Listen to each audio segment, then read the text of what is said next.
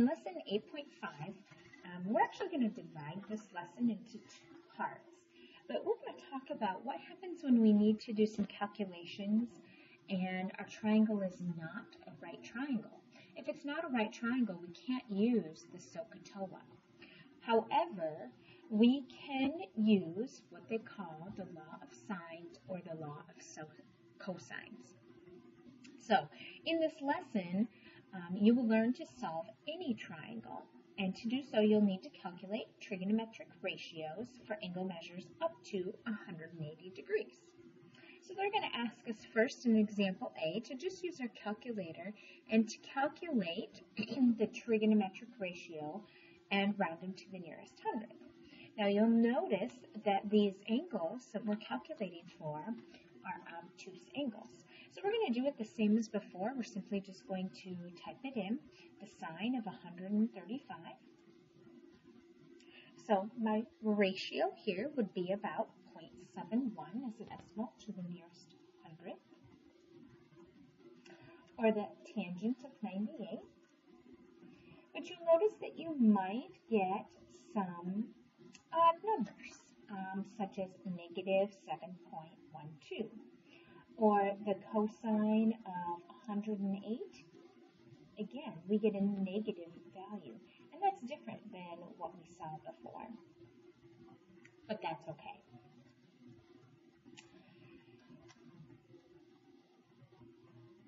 So the law of sines and the law of cosines can be used to solve any triangle.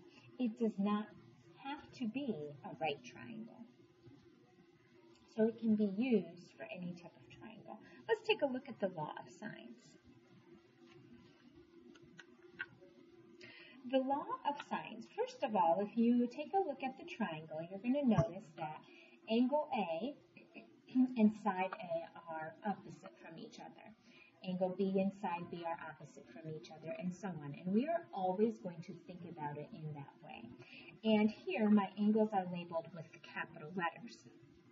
Well, what the law of sines says is that you can take the sine of angle A and divide by side A. And that ratio should be equal to the sine of angle B divided by side B, which also would be equal to the sine of angle C divided by side C. So using the law of sines is going to allow us to set up some proportions. So again, I'll note that the capital letters are my angle measures and the small letters are my side lengths. And down below you'll notice that you're going to use the law of sines when you have angle, angle, side, angle, or side, side, angle. So using the law of sines is dependent upon which information is given to you. And we'll practice with that more in the future. Let's go ahead and see how we can do some solving with this.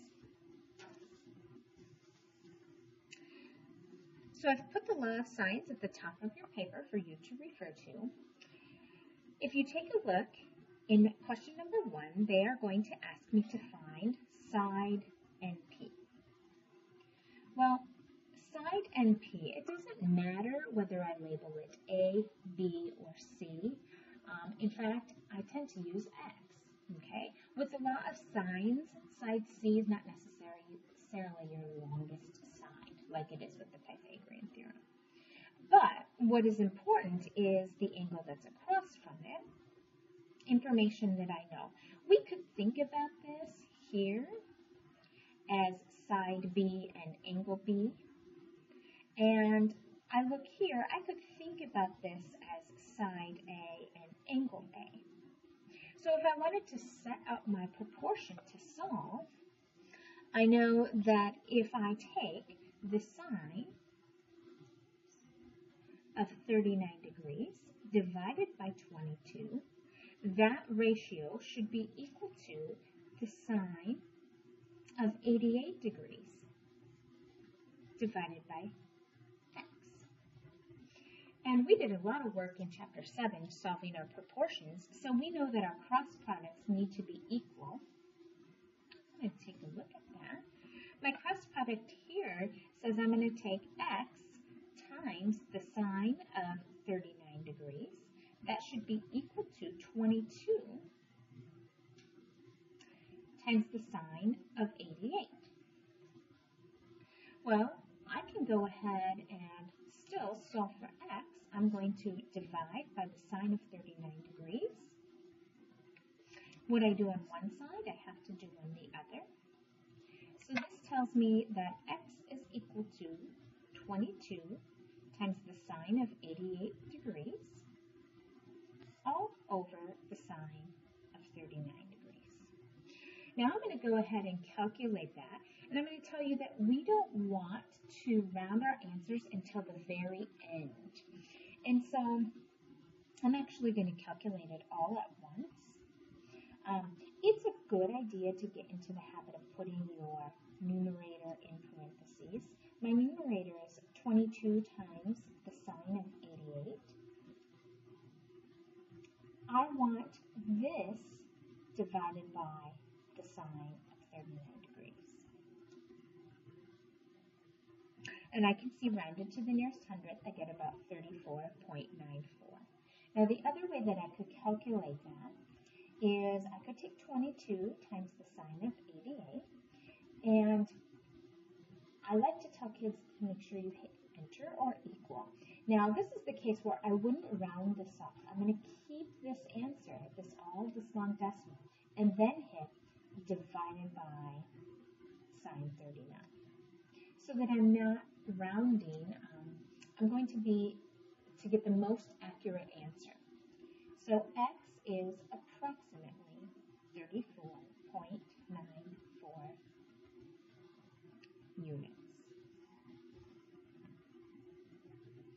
So there's a couple different ways you can go about calculating it. I could have also taken 22 times the sine of 88. And if I wanted to, if I happened to hit clear on my calculator, I know I want that previous answer. I can hit second, and down here at the bottom we have an answer button. It recalls that answer, all of the decimal places, and then I can hit divided by sine 39. And it would still give me the same number. Okay, let's look at a second one.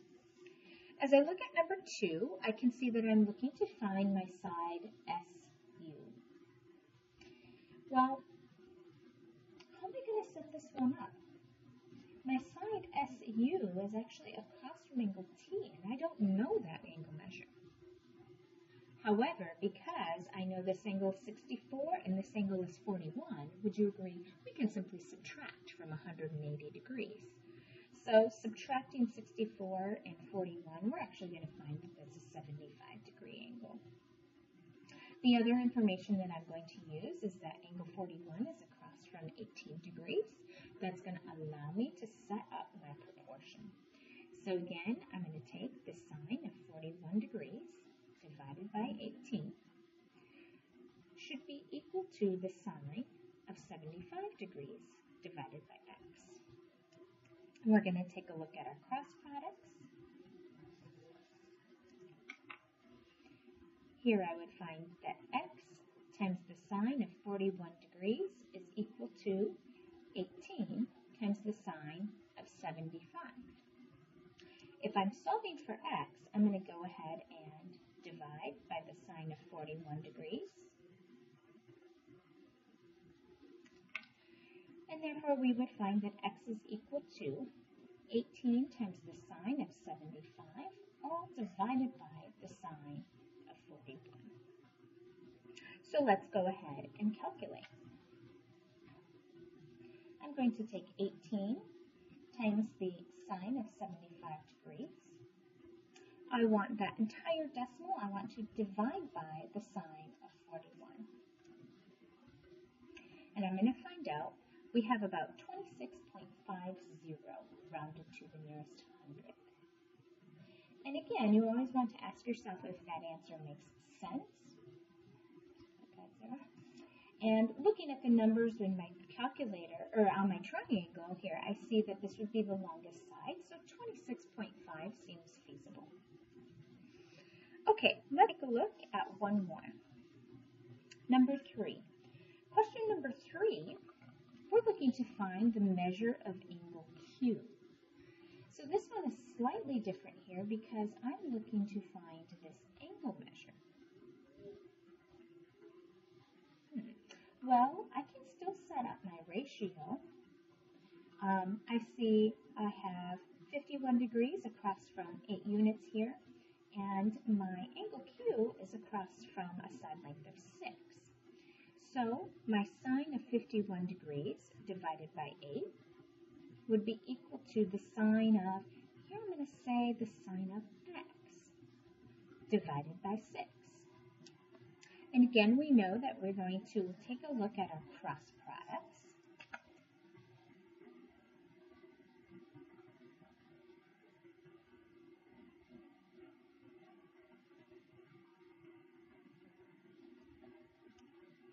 I am solving for x. I want x by itself. So what I'm going to do, if this is 8 times the sine of x, I'm simply going to divide by 8.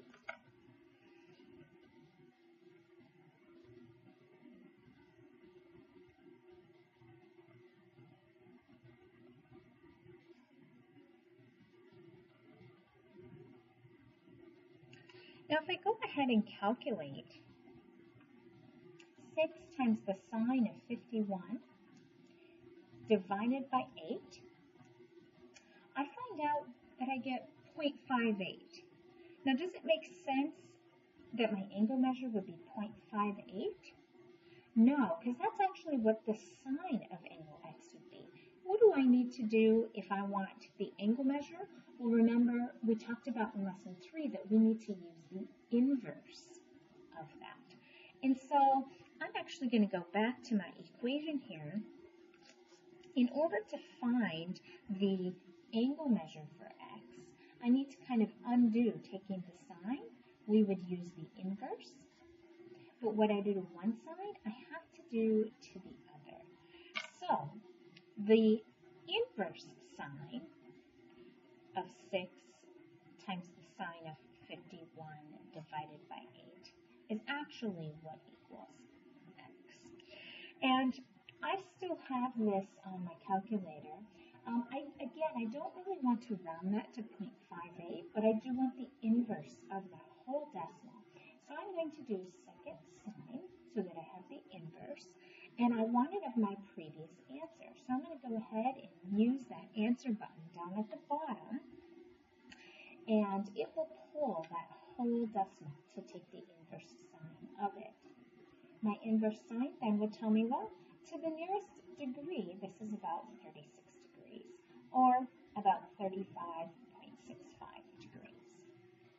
X is approximately 35.65 degrees. And that makes a whole lot more sense than having an angle that's 0.5. So again, at the very end, you just have to make sure that you remember we're taking the inverse to find our angle.